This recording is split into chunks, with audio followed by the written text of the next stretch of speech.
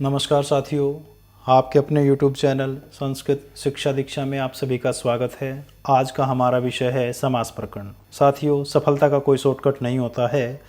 किसी भी परीक्षा में सफल होने के लिए उसका बेसिक कंसेप्ट क्लियर करना ज़रूरी होता है। तो आज हम समास को देखेंगे और इसका बेसिक कंसेप्ट उसको भी समझने का प्रयास करेंगे। तो आइए हम शुरू करते हैं। समास प्रकरण। समास का अर्थ होता है संक्षेप करना या छोटा करना। जैसे विद्या के लिए घर, विद्यालय। चार राहों का समूह, चौराहा। नीला है जो कमल, नीलकमल। तो यहाँ समस्त पद जैसे विद्यालय, चौराहा और नीलकमल ये हमारे समस्त पद कहलाते हैं। अर्थात विग्रह करने के बाद जो हमें शब्द मिलता है, जैसे विग्रह क्या हुआ, विद्या के लिए घर। अब इससे जो नया शब्द मिला वो हमें मिला विद्यालय। और चार राहों का समूह ये विग्रह पद हुआ। अब इससे जो शब्द मिला वो है चौराहा। नीला है जो कमल ये हमारा विग्रह पद है। इससे शब्द जो मिला वो हमारा नीलकमल। तो समस्त पद जैसे विद्यालय, चौराहा और नीलकमल आदि। विग्रह पद क्या हुए, चार राहों का समूह और नीला है जो कमल। ये सारे के सारे जो ऊपर दिए हमारे तीनों, ये हमारे विग्रह पद कहलाते हैं। और विद्यालय, चौराहा, नीलकमल आदि ये सारे के सारे हमारे समस्त पद कहलाते हैं। तो साथियों, एक और बात इसमें हमें जाननी है बेसिक कंसेप्ट के दौरान ही। समासों में एक पूर्व पद होता है, एक उत्तर पद होता है। पूर्व पद अर्थात पहले वाला, उत्तर पद अर्थात बाद वाला। अब यहाँ देखेंगे, जैसे एक शब्द था हमारा विद्यालय, तो विद्या जमा आलय हुआ। विद्या जमा आलय, तो विद्या जमा आलय, तो विद्या यहाँ पूर्व पद हो गया और आलय यहाँ ये हमारा उत्तर पद हो गया। तो पूर्व पद पहले वाला होता है, उत्तर पद मतलब बाद वाला होता है। और जैसे विद्यालय, विद्या जमा आलय हो गया, तो विद्या यहाँ पूर्व पद हो गया और आलय जो है वो हमारा उत्तर पद हो गया। तो उसके बाद परिभाषा क्या बनेगी इसकी। अब दो या दो से अधिक शब्दों में होने वाले सार्थक परिवर्तन को समास कहते हैं। दो या दो से अधिक शब्दों में होने वाले सार्थक परिवर्तन को समास कहते हैं। अब सार्थक शब्द यहाँ आया है साथियों, तो सार्थक का अर्थ यहाँ क्या है कि जो हमने विग्रह किया है, जैसे इसका विग्रह किया विद्या जमा आलय, तो इन दोनों शब्दों का अर्थात पूर्व पद का और उत्तर पद का अर्थ निकलना चाहिए। इसलिए हमने यहाँ सार्थक प्रयोग किया, मतलब जिसका शुद्ध अर्थ निकलता है उसे ही हम सार्थक कहते हैं। तो विद्या, विद्या का अर्थ विद्या, आलय, आलय का अर्थ घर है। तो कहने का भाव ये है कि दो या दो से अधिक शब्दों में होने वाले सार्थक परिवर्तन को समास कहते हैं। अब उसके बाद है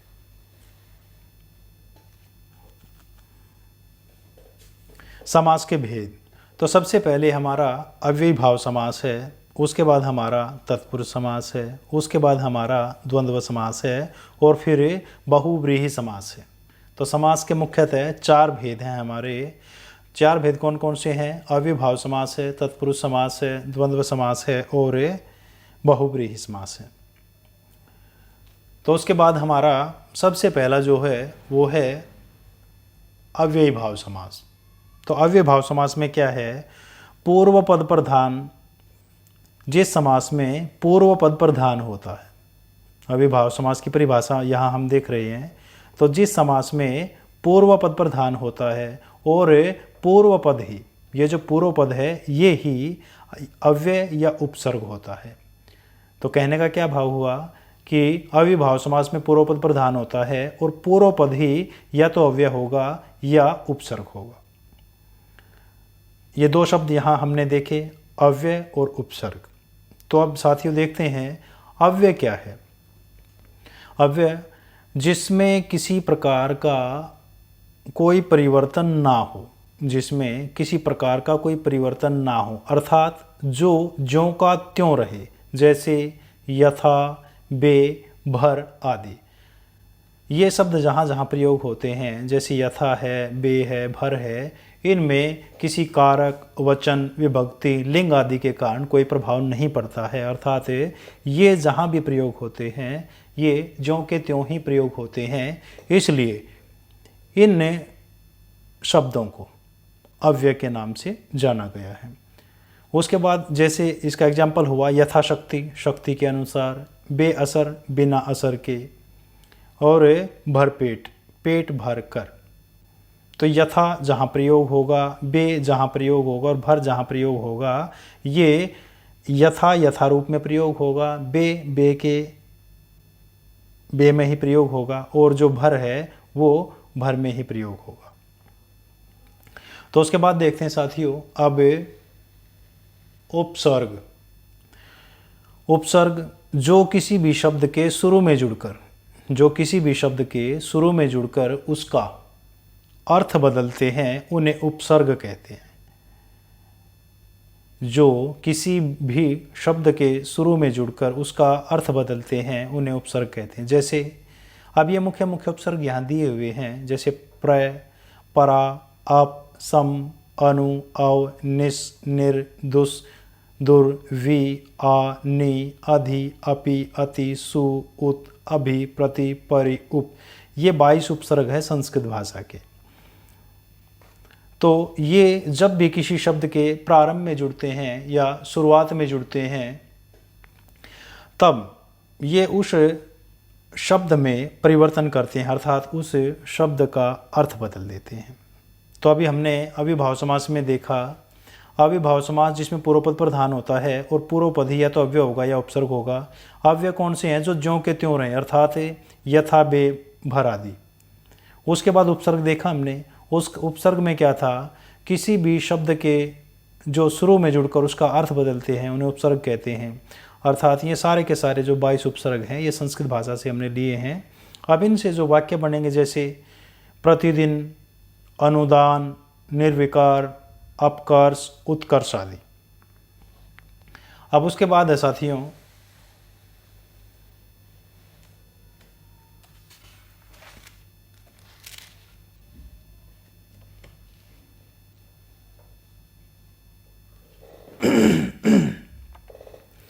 तत्पुरुष समास। दूसरा जो समास है हमारा वो है तत्पुरुष समास। अब तत्पुरुष में क्या है? जिसमें उत्तर पद प्रधान हो तथा कारक चिन्हों का लोप हो।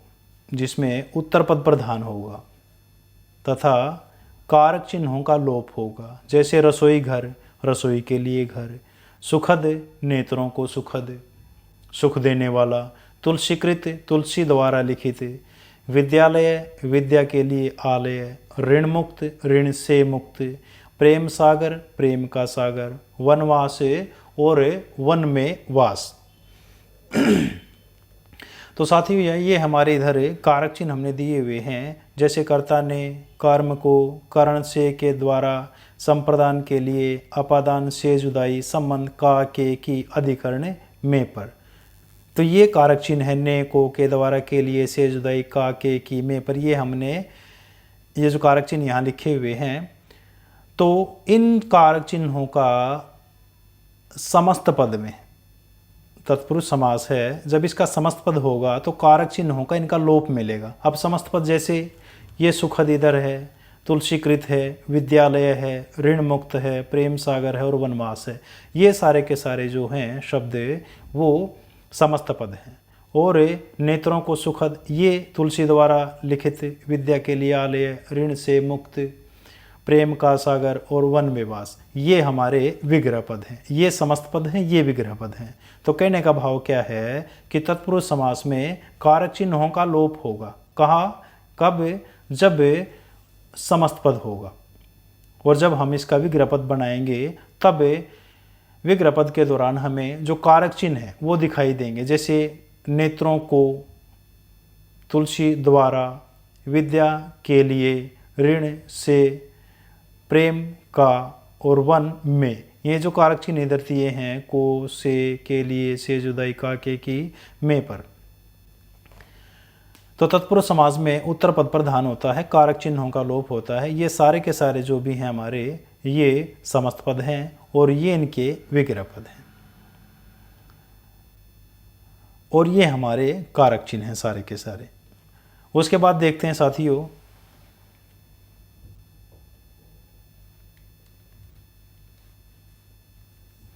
तत्पुरुष के भेद। तत्पुरुष समास हमने देखा, अब उसके 4 भेद और हैं, उनको भी देख लेते हैं अभी। तो तत्पुरुष समास के 4 भेद हैं। सबसे पहले है कर्मधारय, उसके बाद है द्विगु समास, अलुक तत्पुरुष समास और नय तत्पुरुष। कर्मधारय समास, द्विगु समास, अलुक तत्पुरुष समास और कर्मधारय समास। कर्मधारय समास देखते हैं क्या है इसमें। इसका पूर्व पद विशेषण व उत्तर पद विशेष्य होता है। कर्मधारय समास में जो पूर्व पद है वो विशेषण होगा और उत्तर पद हमारा जो है वो विशेष्य होगा। और कहीं कहीं इन दोनों में, अर्थात किन दोनों में, विशेषण और विशेष्य में, कहीं कहीं दोनों में, विशेषण और विशेष्य में उपमेय और उपमान का संबंध होता है। जैसे नीलकमल, नीला है जो कमल, महापुरुष, महान है जो पुरुष।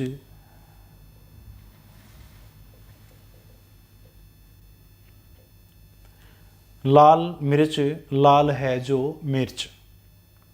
तो अब यहाँ एक विशेष है आपके लिए, इसके वाक्य बनाते समय, अर्थात जब हम कर्मधारय का विग्रह करेंगे, जैसे समस्त पद नीलकमल हुआ, जब इसका विग्रह करेंगे तो विग्रह करते हम समय हमें जो शब्द का प्रयोग करना है। जैसे नीलकमल तो बताएंगे नीला है जो कमल, महापुरुष महान है जो पुरुष, लाल मिर्च लाल है जो मिर्च, नीलाकाश नीला है जो आकाश, हरा पेड़ हरा है जो पेड़। तो जो लगा के हम वाक्य बनाते हैं या वाक्यों का निर्माण करते हैं।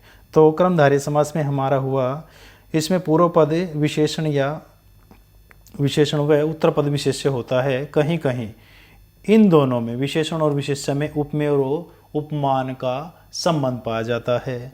तो एग्जाम्पल इसके हुए नीलकमल, नीला है जो कमल, महापुरुष महान है जो पुरुष, लाल मिर्च लाल है जो मिर्च। तो इसके वाक्य बनाते समय, कर्मधारय के जब भी वाक्य बनाएंगे तो हमें जो शब्द लगा करके वाक्य बनाने हैं। अब उसके बाद देखते हैं साथियों द्विगु समास। इसका पूर्व पद संख्यावाची होता है। द्विगु समास जो है, इसका जो पूर्व पद है वो संख्यावाची होता है, जो किसी समूह का बोध कराता है। पूर्व पद संख्यावाची होगा, वह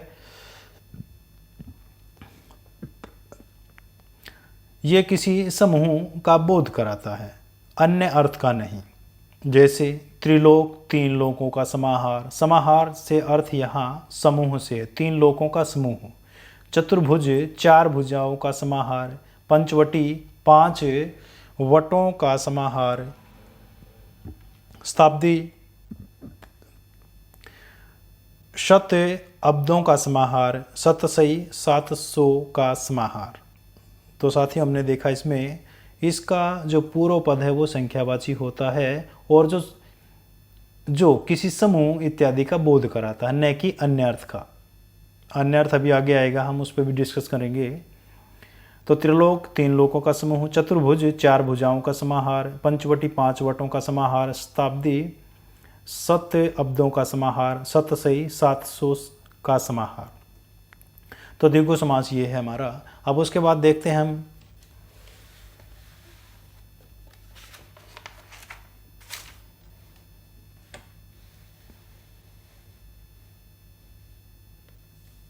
उसके बाद है साथियों अलुक तत्पुरुष समास। अलुक तत्पुरुष, लुक का अर्थ होता है लोप हो जाना। शब्द ही बता रहा हमें। लुक का अर्थ होता है लोप हो जाना या छिप जाना, और अलुक जहाँ लोप ना हो। किसका? अभी पीछे हमने देखा कारक चिन्हों का, जिसमें कारक चिन्ह ज्यों के त्यों दिखाई दे, उसी हम अलुक तत्पुरुष कहते हैं। अर्थात देखें इधर भी, जिस समास में कारक चिन्हों का लोप न हो उसे हम अलुक तत्पुरुष समास कहते हैं। जैसे युधिष्ठिर, युद्ध में स्थिर रहने वाला। अंत्यवासी, पास में रहने वाला। दिवंगत, जो मर गया हो। अब यहाँ युधिष्ठिर, जो युद्ध ही शब्द है इसमें सप्तमी विभक्ति लगी हुई है और ज्यों का तो प्रयोग किया है विभक्ति लगा के ही, इसलिए यहाँ हमारा अलुक तत्पुरुष है।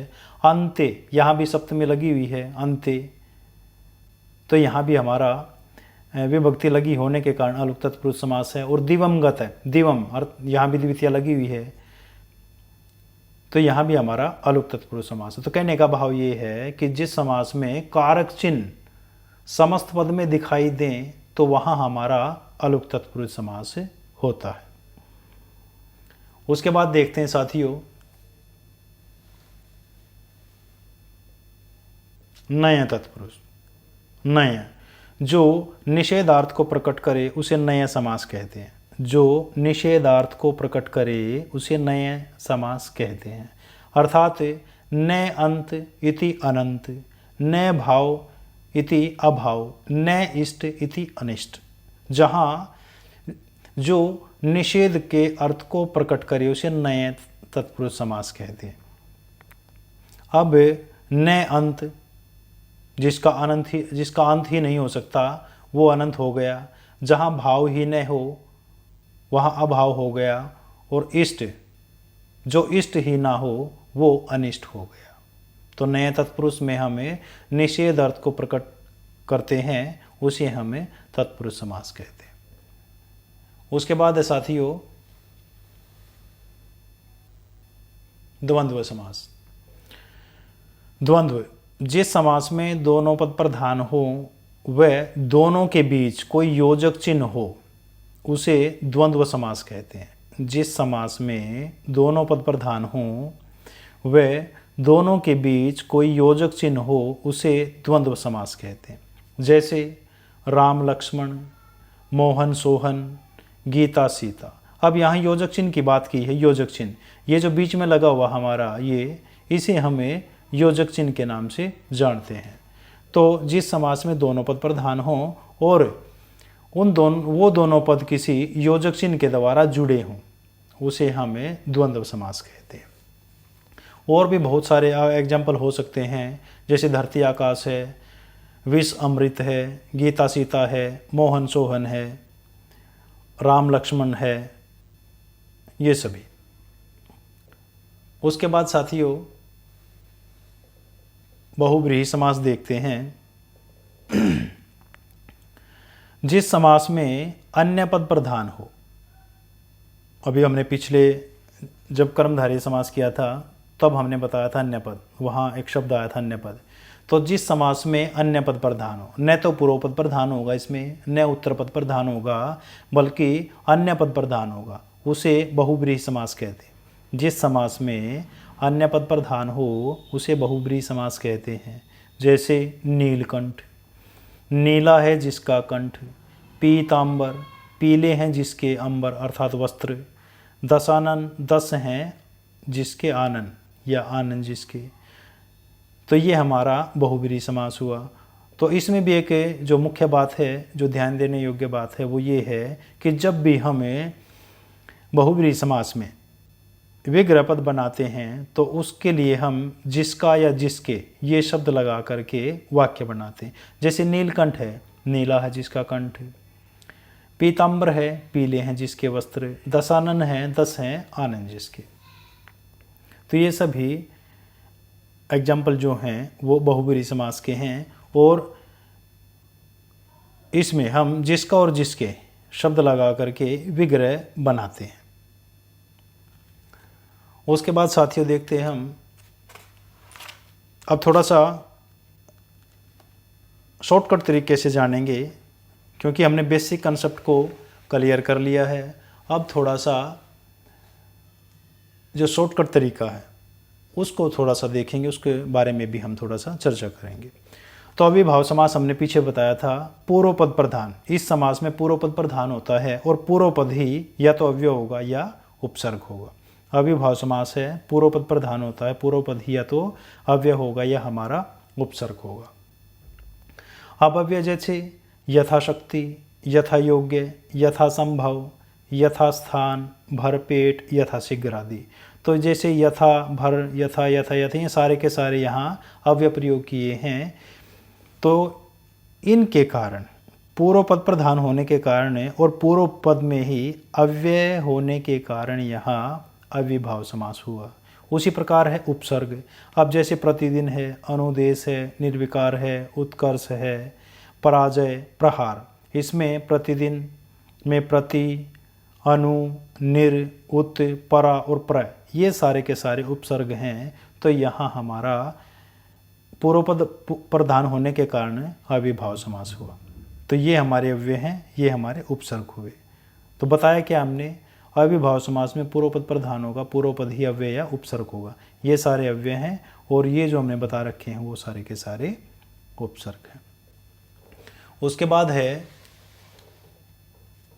तत्पुरुष समास।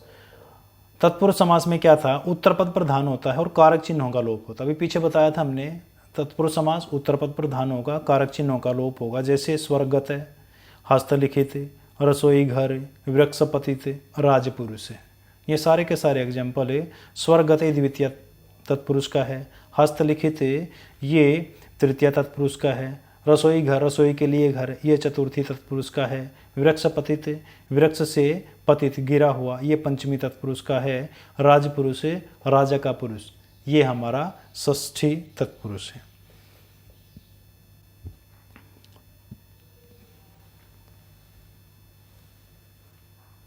उसके बाद है तत्पुरुष के भेद। पीछे हमने बताए थे, जैसे कर्मधार्य है, द्विगु है, अलुक और नय, 4 भेद हमने पीछे भी बताए थे। तो एक बार उनको भी थोड़ा सा शॉर्टकट तरीके से देख लेते हैं। तो कर्मधार्य समास, कर्मधार्य समास में क्या है, पूर्व पद विशेषण होगा, उत्तर पद विशेष्य होगा। पूर्व पद विशेषण, उत्तर पद विशेष्य है और इन दोनों में उपमेय और उपमान का संबंध होगा। कर्मधार्य समास है विशेषण और विशेष्य, पूर्व पद विशेषण होगा, उत्तर पद विशेष्य होगा, दोनों में उपमेय और उपमान का संबंध होगा। जैसे नीलकमल, महापुरुष, सप्तर्षि और लाल मिर्च। उसके बाद है साथियों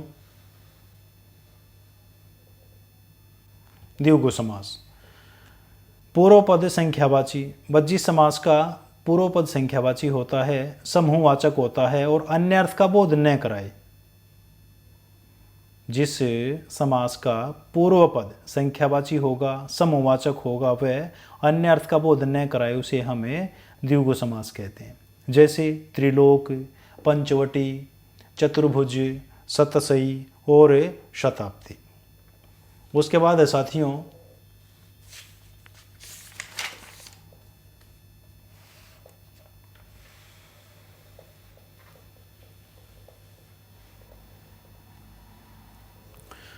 अलुक तत्पुरुष।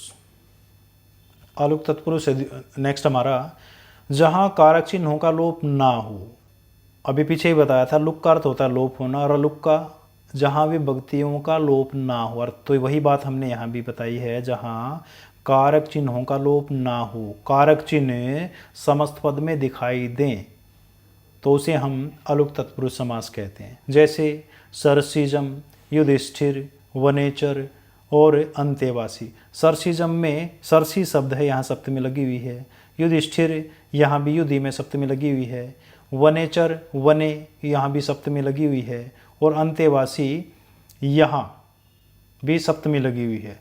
इन विभक्तियों के लगे होने के कारण यह हमारा अलुक तत्पुरुष समास, अर्थात विभक्तियाँ इसमें समस्त पद में दिखाई देंगी, इसीलिए हमारा अलुक तत्पुरुष समास है।